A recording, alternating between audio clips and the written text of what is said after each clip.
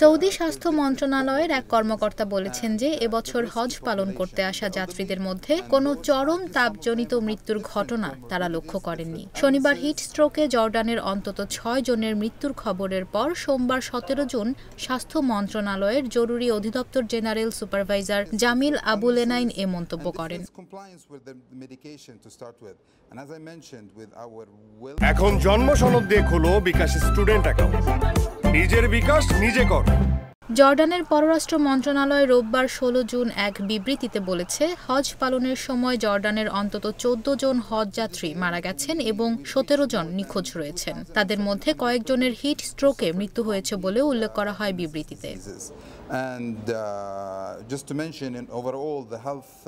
Saudi স্বাস্থ্য মন্ত্রণালয় হজযাত্রীদের hydrated থাকার জন্য পানি পান করতে এবং সানস্ট্রোক ও তাপজনিত অসুস্থতা এড়াতে ছাতা ব্যবহার করার আহ্বান জানিয়েছে। ইসলামের পঞ্চম স্তম্ভের একটি হজ।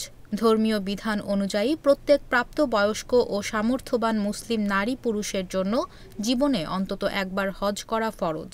Saudi general authority for statistics অনুসারে এবার ১৮ লাখের বেশি মানুষ হজে অংশ নিয়েছেন।